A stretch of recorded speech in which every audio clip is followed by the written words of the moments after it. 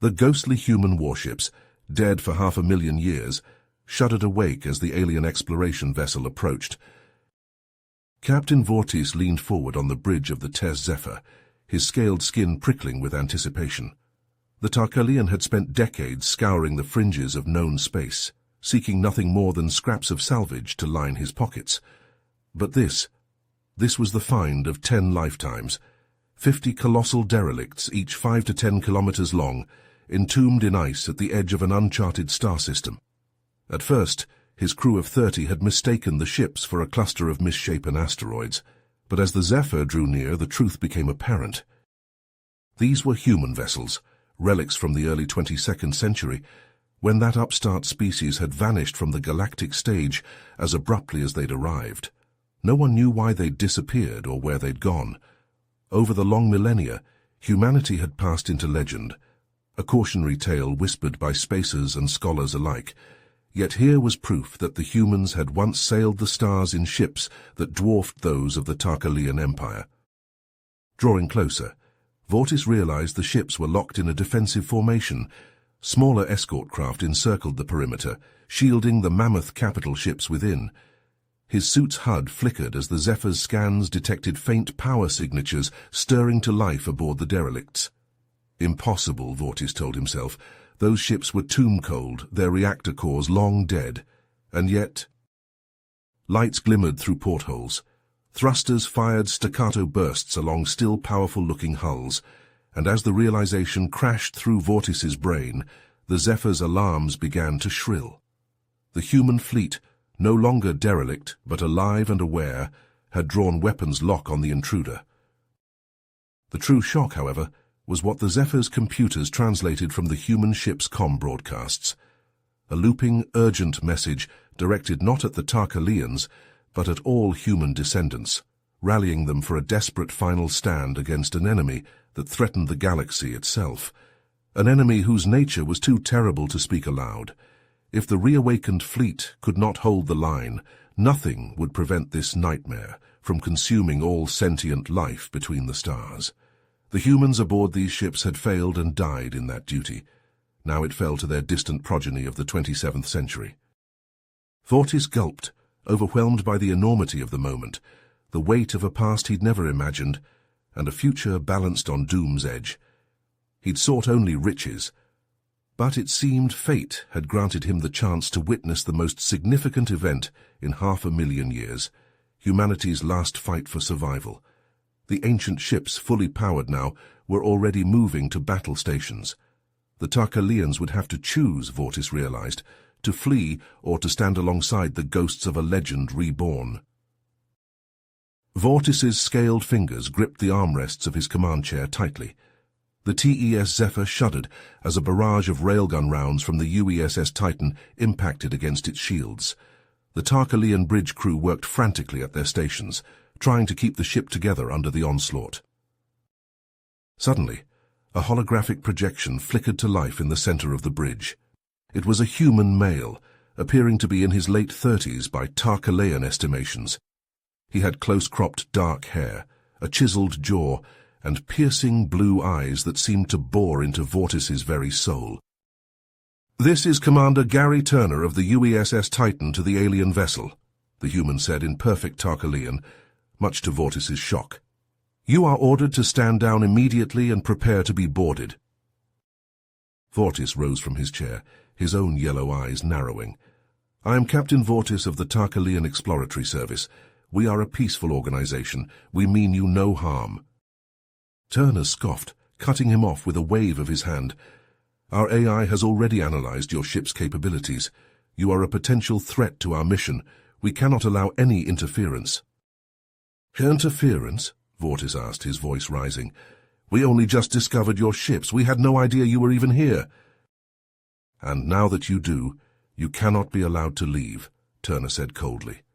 "The Omega Task Force was dispatched to this system 500,000 years ago to establish a base of operations and watch for signs of the Krill, a hostile alien species that threatens the very existence of all sentient life in the galaxy."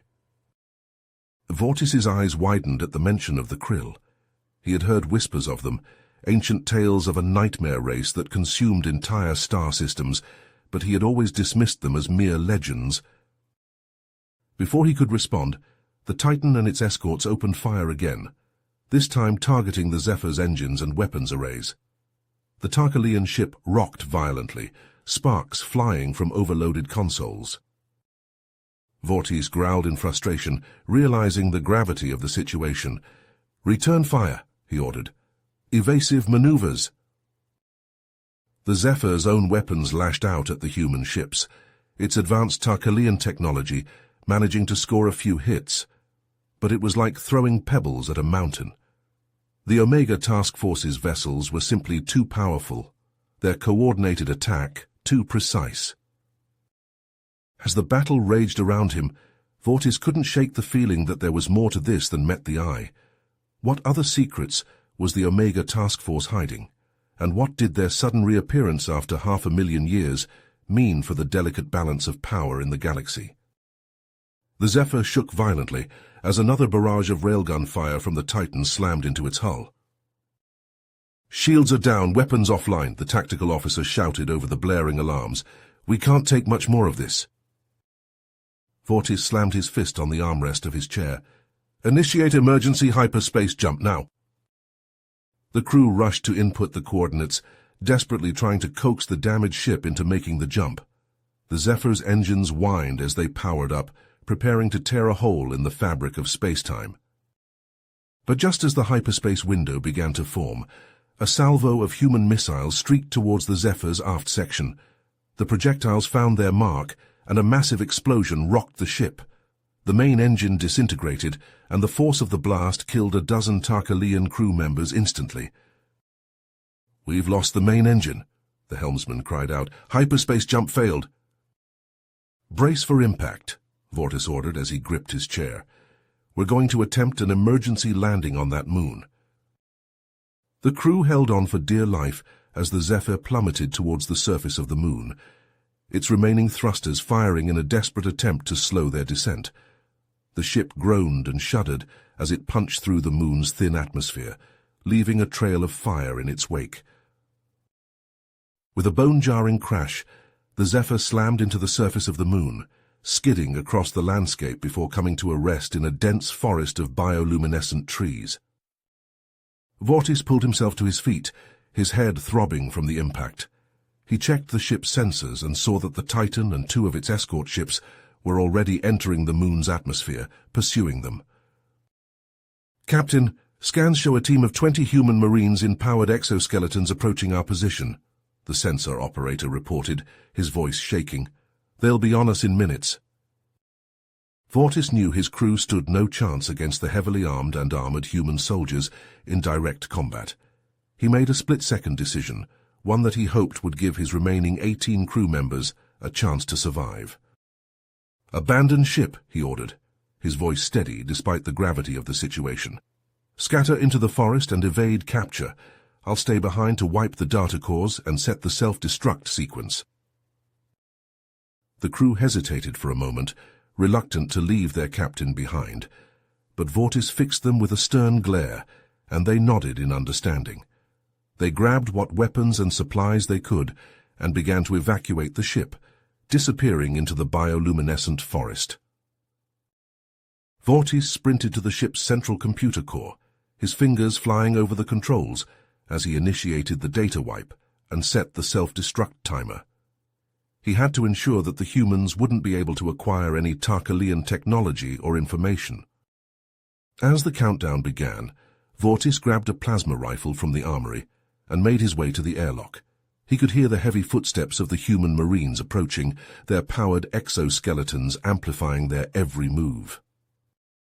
Vortis took a deep breath and stepped out onto the moon's surface, the plasma rifle clutched tightly in his hands.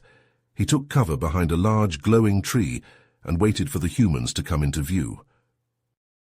He was determined to make his final stand, to buy his crew the time they needed to escape and protect the secrets of the Tarkalian Exploratory Service. Even if it cost him his life, Vortis would not let the humans win. The first of the Marines emerged from the tree line, their powered exoskeletons glinting in the eerie bioluminescent light. Vortis took aim with his plasma rifle and prepared to fire, his heart pounding in his chest. This was it. The battle for survival had begun. The plasma bolt sizzled through the air as Vortis fired at the human marines breaching the Zephyr's airlock. The Tarkalian captain moved with swift precision, using the ship's corridors and bulkheads for cover.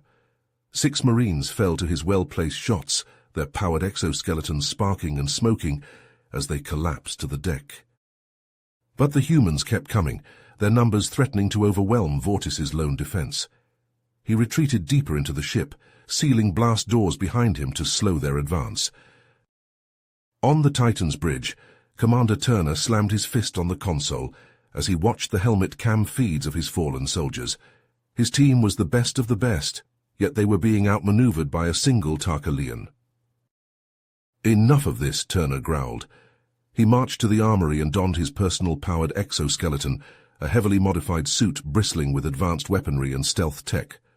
With a thought, he activated the suit's teleportation module and vanished in a flash of blue light. Vortis whirled as a shimmering distortion appeared on the Zephyr's bridge. Turner materialized, his exoskeleton's cloaking field deactivating. The human commander wasted no time, lunging at Vortis with enhanced speed. The two leaders clashed in a brutal melee, their strength and skill evenly matched. Turner's exoskeleton gave him an edge in raw power, but Vortis's Tarkalian physiology and combat training allowed him to hold his own. They traded blows across the bridge, smashing consoles and equipment in their wake. Vortis ducked under a swing from Turner's armored fist and drove his elbow into the suit's midsection. The strike landed on the exoskeleton's power core, cracking the housing. Turner's eyes widened as warning alarms blared in his helmet. He disengaged from Vortis and slammed his fist against the emergency release. The exoskeleton's plates shifted and expanded, allowing Turner to leap clear just as the power core detonated. The explosion rocked the bridge, hurling both Vortis and Turner against the bulkheads. Dazed, they struggled to their feet, only to be thrown off balance again as the deck shuddered beneath them. The Zephyr's computer announced in a calm, synthetic voice, "Warning. Reactor containment field destabilizing. Breach imminent. Self-destruct sequence initiated." Vortis and Turner locked eyes, their personal duel forgotten in the face of impending destruction. They sprinted for the exit, side by side, as the ship began to tear itself apart around them. The race was on to escape the doomed vessel before it exploded, taking them both with it. Vortis and Turner burst from the Zephyr's airlock, the ship exploding behind them in a blinding flash of plasma and twisted metal. They plummeted towards the moon's surface, the shockwave slamming into their backs. Vortis tucked into a roll, his Tarkalian reflexes allowing him to land relatively unscathed amidst the dense foliage of the bioluminescent forest. Turner, lacking the physical enhancements of his powered exoskeleton, crashed through the branches, his fall broken by a tangle of vines and leaves. As they staggered to their feet, disoriented and bruised, a rustling in the underbrush caught their attention. A pack of native predators emerged, their sleek forms a nightmarish hybrid of wolf and lizard. Bioluminescent patterns pulsed along their scaly hides as they stalked forward, drawn by the commotion of the Zephyr's destruction. Vortis raised his plasma rifle, the weapon humming to life. Turner drew his sidearm and combat knife, falling into a defensive stance beside the Tarkalian captain. The predators lunged, their razor-sharp claws and jagged teeth flashing in the eerie light of the forest. Plasma bolts seared the air as Vortis fired, dropping 2 of the beasts in quick succession. Turner's handgun barked, felling another, while his knife found the throat of a 4th. The remaining predators circled warily, their hunger tempered by the realization that their prey was far from helpless. A massive male, its scales scarred from countless battles, leapt at Turner, its claws raking across his left arm. The human commander gritted his teeth against the pain, driving his knife into the creature's eye. It thrashed and fell, but not before leaving a deep gash in Turner's flesh. Vortis and Turner stood back to back, fending off the remaining predators until at last the beast slunk back into the shadows, unwilling to risk further casualties. As the adrenaline ebbed, Turner slumped against a glowing tree trunk, his hand pressed against the bleeding wound on his arm. Vortis, recognizing the need for temporary cooperation in the face of this hostile environment, slung his plasma rifle over his shoulder and retrieved a field medkit from his belt. "Let me take a look at that," he said, kneeling beside the human. Turner eyed him warily but didn't resist as Vortis applied a coagulant gel and wound sealant to the gash. As he worked, the Tarkalian captain spoke, his voice low and urgent. "Commander Turner, I understand your mistrust, but I assure you, the Tarkalian Exploratory Service poses no threat to humanity. The attack on the Zephyr was a tragic misunderstanding." Turner laughed bitterly. "Misunderstanding, Captain? The Omega Task Force was dispatched to this system for a reason. We're here to monitor and contain the Krill, a hostile species that once threatened the very existence of humanity. And now we find your people here with technology that rivals our own. How can we not see you as a potential ally of the Krill?" Vortis shook his head. "The Tarkalians have no knowledge of these Krill. Our mission is one of peaceful exploration and scientific discovery. Surely there must be a way for our peoples to coexist without resorting to violence." Before Turner could respond, a distant explosion echoed through the forest, followed by the unmistakable sound of plasma fire. The two leaders exchanged a glance, realizing that the Zephyr's crew must have encountered the human Marines. Vortis and Turner sprinted through the bioluminescent forest, leaping over gnarled roots and ducking under low-hanging branches. The sound of plasma fire and explosions grew louder with each step, urging them forward. Their temporary truce held as they navigated the treacherous terrain, both driven by the need to learn the fate of their respective crews. As they burst into a clearing, the scene before them stopped them cold. The ground was littered with the bodies of Tarkalians and humans alike, their lifeless forms illuminated by the eerie glow of the forest. Smoldering wreckage of a marine transport shuttle lay at the center of the carnage, its hull riddled with plasma burns. Vortis scanned the fallen, his heart sinking as he recognized the faces of his crew. Then his gaze fell upon a familiar figure, and he raced to the side of his first officer, Zorax. The young Tarkalian lay propped against a tree, his blue blood pooling beneath him. "Captain," Zorax rasped, his voice barely above a whisper, "we ambushed the Marines, stole their shuttle, tried to escape, warned the Exploratory Service." Vortis grasped Zorax's hand, his voice tight with emotion. "You did well, Zorax. Your bravery will not be forgotten." Zorax coughed, flecks of blood speckling his lips. "The Marines sabotaged the engines, crashed shortly after takeoff." His grip tightened on Vortis's hand, his eyes urgent. "You must stop them, Captain. Stop the humans before they unleash their ancient weapons upon the galaxy." With a final shuddering breath, Zorax went limp, his eyes staring sightlessly at the glowing canopy above. Vortis gently closed his first officer's eyes, a mixture of grief and anger warring within him. Turner stood nearby, his expression unreadable as he surveyed the scene. Suddenly his wrist communicator chimed, and he raised it to his ear. His eyes widened as he listened to the transmission, his face growing pale. "The Titan has detected a massive energy signature, approaching the system at FTL speeds," he said, his voice tight. "It matches the profile of a Krill warship."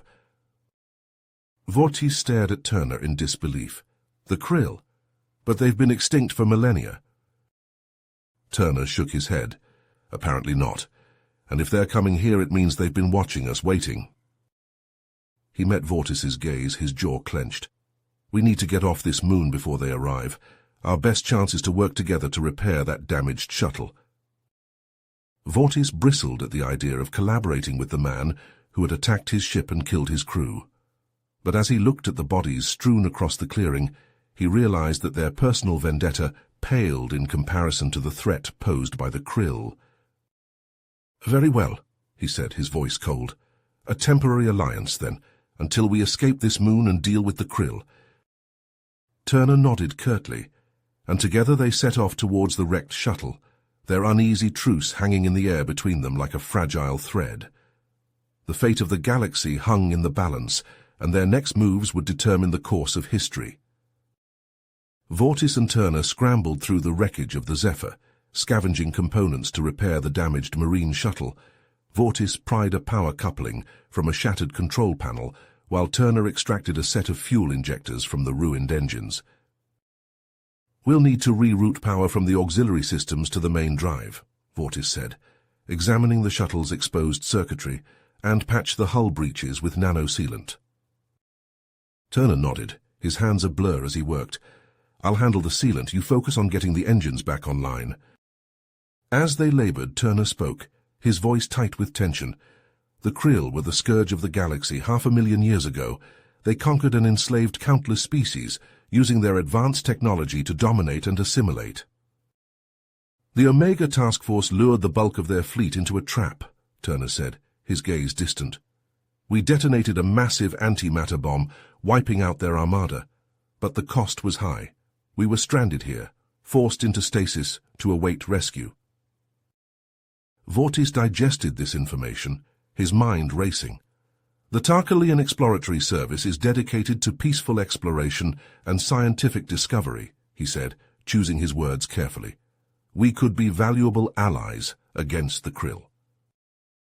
They worked in silence for a time, the only sounds the hiss of the nano-sealant and the crackle of sparks from the repaired circuitry. Finally, Vortis connected the last power coupling, and the shuttle's engines hummed to life. A massive shadow fell across the moon's surface, and they looked up to see a gargantuan Krill warship emerge from hyperspace, dwarfing the human fleet. Its hull was a nightmarish fusion of organic and mechanical components, pulsing with malevolent energy. The Krill ship opened fire, its weapons tearing through the Omega Task Force's defenses like paper. Vortis and Turner watched in horror as a direct hit crippled the UESS Titan, its hull breached and venting atmosphere.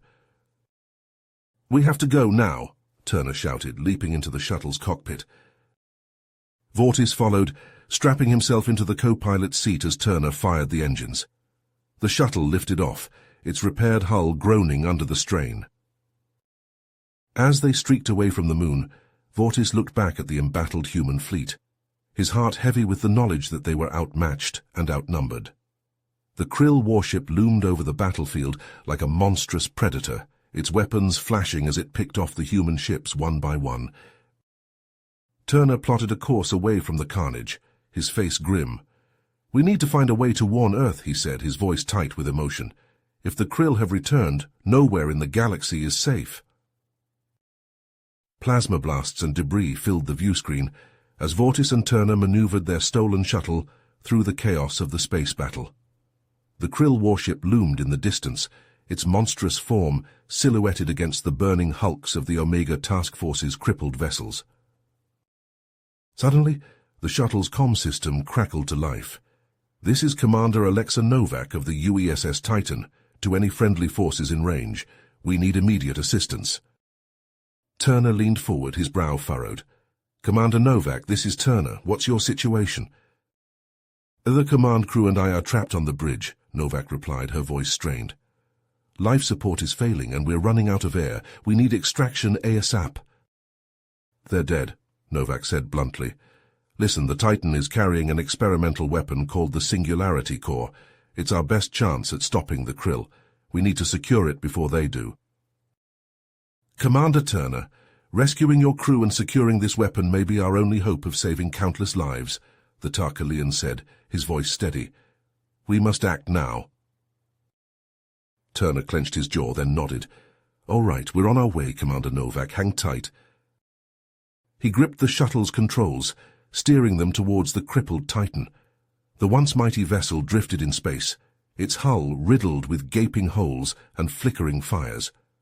Vortis manned the shuttle's weapons, blasting away the larger pieces of debris that threatened to smash them to bits. As they approached the Titan's airlock, the ship's artificial gravity fluctuated wildly, sending loose objects careening through the corridors. Turner cursed as he struggled to keep the shuttle steady. "Brace yourself," he warned Vortis. "This is going to be a rough ride." With a bone-jarring thud, the shuttle docked with the Titan's airlock. Vortis and Turner donned emergency pressure suits and made their way into the stricken vessel, magnetic boots clanging against the deck. The once pristine corridors of the Titan were now a nightmarish labyrinth of twisted metal and sparking wires. Bodies of the dead crew floated in the zero gravity, their lifeless eyes staring accusingly at the intruders. Vortis and Turner pushed on, making their way to the bridge. They found Commander Novak and her surviving crew members huddled around a flickering console, their faces pale and drawn. "Thank the stars you made it," Novak said, her voice weak. "We don't have much time." As Vortis and Turner worked to stabilize the bridge's life support systems, the sensor operator cried out in alarm. "The Krill warship is changing course. They're heading straight for us." Turner's eyes met Vortis's, a desperate plan forming in his mind. "The Singularity Core," he said. "If we can rig it into a delivery system and launch it at the Krill ship..." "It could buy us the time we need to regroup and evacuate," Vortis finished, nodding. "Let's do it." They raced to the Titan's weapons bay, where the Singularity Core was housed in a heavily shielded containment unit. Working together, they hastily modified a torpedo casing to hold the core, their hands flying over the unfamiliar controls. As the Krill warship loomed ever closer on the view screen, its weapons glowing with deadly intent, Vortis and Turner loaded the makeshift device into a launch tube. They exchanged a look, both knowing that the fate of the galaxy hinged on this desperate gamble. Turner's hand hovered over the launch button, his face grim. "Fire in the hole," he muttered, and pressed down. The torpedo streaked away from the Titan, its deadly payload hurtling towards the Krill vessel. Vortis and Turner watched, hearts pounding, as the seconds ticked by.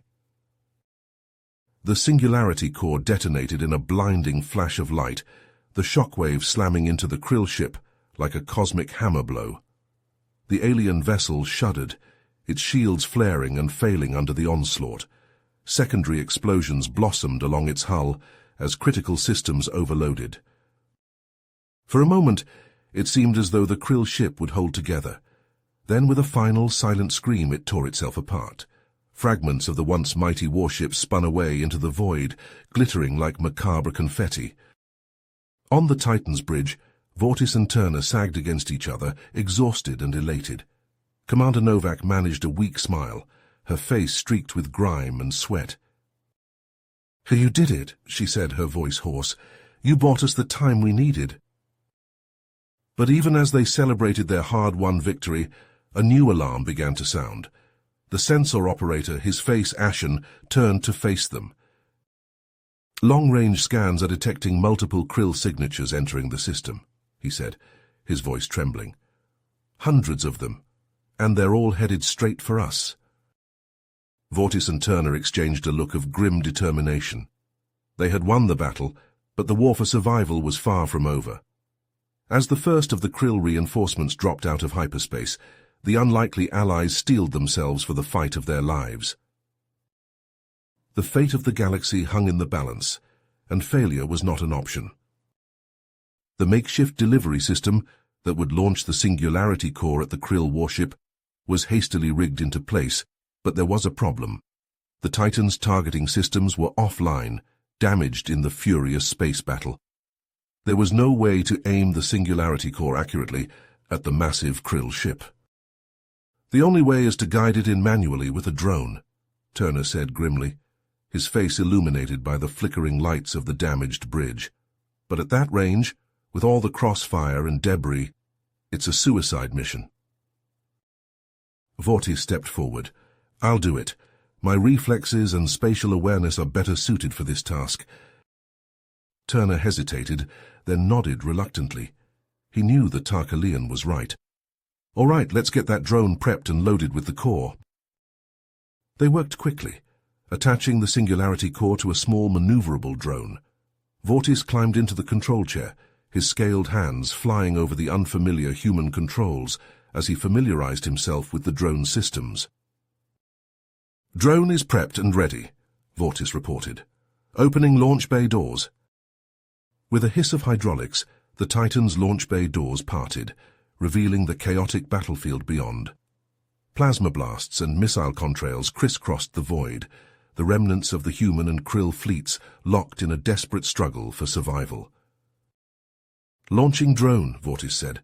He pushed the control yoke forward, and the small craft carrying the Singularity core darted out into the maelstrom. As Vortis guided the drone toward the krill warship, Turner and Commander Novak turned their attention to the Titan. "Divert all available power to engines and weapons," Turner ordered. "We need to give that drone some cover fire and buy Vortis time to reach his target." The Titan shuddered as its engines came back online, the hum of power building throughout the ship. Its remaining weapons arrays swiveled to track the krill fighters swarming around the drone. Vortis gritted his teeth as he piloted the small craft, juking and weaving through the storm of enemy fire and spinning debris. His yellow eyes narrowed in concentration, his Tarkalian reflexes pushed to their limit as he threaded the drone through impossibly narrow gaps and past sizzling plasma blasts. The drone rocked as a chunk of debris glanced off its shields, alarms blaring in the cockpit. Vortis ignored them, focused entirely on his mission. The krill warship loomed ahead, its monstrous hull filling his view screen. Just as the drone entered the final approach, a krill fighter swept in, its plasma cannons blazing. The shots hammered into the drone, overwhelming its shields and damaging its control systems. Vortis fought with the suddenly unresponsive controls as the drone spiraled off course, spinning away from its target. The krill warship filled his view screen, its hull racing past as the drone tumbled end over end. In a flash of desperate inspiration, Vortis overrode the drone's safety protocols and wrenched the control yoke hard over, aiming the crippled craft at the krill ship's main power core. The drone, trailing sparks and debris, slammed into the krill warship's power core. For a heartbeat, nothing happened. Then, a blinding flash of light erupted from deep within the alien vessel, followed by a cascading series of explosions that ripped through its hull. The krill warship came apart, titanic fragments of its hull spinning away into the void. A massive shockwave burst from the dying ship, slamming into the Titan and the remaining krill and human ships like the fist of an angry god. Aboard the Titan's bridge, Turner and Novak clung to their consoles as the ship shuddered and groaned, its newly restored engines straining to push it clear of the blast zone. Slowly, painfully, the Titan clawed its way out of the danger area, riding the edges of the shockwave to safety. As the shockwave dissipated and the Titan's sensors stabilized, Turner and Novak stared at the view screen, in stunned silence. The krill warship was gone, reduced to an expanding cloud of debris. The remaining krill ships, their formation shattered and their flagship destroyed, were in full retreat, jumping away into hyperspace. But even as the immediate threat faded, Turner and Novak knew that the battle was only the beginning. The krill would be back, and in greater numbers. Vortis's sacrifice had bought them time, but the war was far from over. "We need to warn the Tarkalian Exploratory Service," Turner said, his voice heavy with exhaustion and grief. "They have to know what they're up against." Novak nodded, her face grim. "And we need to get word back to Earth. The Omega Task Force is going to need reinforcements if we're going to have any chance of stopping the krill." Turner stood, his eyes fixed on the view screen, on the spot where Vortis had vanished in a blaze of self-sacrifice. The war had begun, and the fate of the galaxy hung in the balance. The Titan shuddered as it limped away from the chaos of the battle, its hull scarred and battered. On the bridge, Commander Novak slumped in the captain's chair, exhaustion etched into every line of her face. Turner stood beside her, his gaze fixed on the view screen, where the wreckage of the krill warship tumbled through the void. Suddenly, the comm system crackled to life. "USS Titan. This is Admiral Jean Thrall of the Tarkalian Exploratory Service. We have received your distress calls and are en route to provide assistance. ETA, 2 hours. Novak straightened, hope flickering in her eyes. "Admiral Jean Thrall, this is Commander Alexa Novak of the Titan. We appreciate your—" The transmission cut off abruptly as a massive energy surge slammed into the Titan, throwing the crew from their seats. Alarms blared as the ship's systems struggled to compensate. "Her report," Novak barked, pulling herself back into her chair. The surge originated from the krill wreckage, the sensor operator replied, his voice tight with fear. It's forming a singularity, ma'am, and it's expanding rapidly. Turner's eyes widened as he realized the implications. The singularity core, the very weapon that had destroyed the krill ship, had become unstable. If left unchecked, it would grow until it consumed the entire star system and possibly beyond. We have to contain it, Turner said, his voice steady despite the gravity of the situation. The phase shift technology in the Titan's experimental fighter. I can fly into the heart of the singularity and collapse it from within. Novak shook her head. It's too risky. We can't lose you too, Turner. There has to be another way.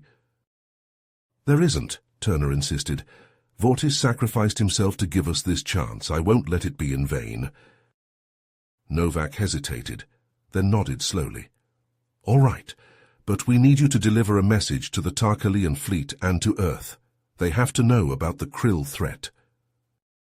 Turner placed a hand on her shoulder. I will, I promise. As he turned to leave the bridge, Turner paused, his mind drifting to Vortis and the countless others who had fallen in the battle against the krill. Their sacrifices had brought them to this moment, and now it was his turn to make the ultimate sacrifice. He strode through the Titan's corridors, his footsteps echoing in the eerie silence. The experimental fighter was waiting in the hangar bay, its sleek lines and advanced technology a testament to humanity's ingenuity. Turner climbed into the cockpit, his hands flying over the controls as he initiated the phase shift device. The hangar bay doors slid open, revealing the swirling maelstrom of the singularity beyond. With a deep breath, Turner launched the fighter into the heart of the anomaly. The phase shift device activated, and he felt a wrenching sensation as he was torn from normal space. Inside the singularity, reality itself seemed to twist and warp around him. Colors and shapes that defied description assaulted his senses as he plunged deeper into the anomaly. At the center of the maelstrom, Turner found the shattered remains of the singularity core. He fired the fighter's weapons, his shots tearing into the unstable device. The singularity convulsed, the fabric of space-time straining against the forces that sought to unmake it. Turner gritted his teeth, pouring every ounce of his will into maintaining the phase shift field. And then, with a blinding flash of light, the singularity collapsed, the fighter disappearing into the nothingness at its heart. On the bridge of the Titan, Novak watched as the anomaly vanished, the ship emerging from the maelstrom battered but intact. Tears streamed down her face as she realized the magnitude of Turner's sacrifice. She turned to the helmsman, her voice heavy with emotion. Set a course for Earth. We have a long fight ahead of us. As the Titan ventured forth into the unknown, Novak could only hope that Turner's sacrifice had bought them the time they needed, and that the Tarkalian fleet would arrive in time to help turn the tide against the krill. The fate of the galaxy hung in the balance, and the war had only just begun. You have reached the end of the story. If you enjoyed this story and want to support us, please leave a like and subscribe to our channel, and for every comment that says 88, I will heart every single one of them. Thank you for your time.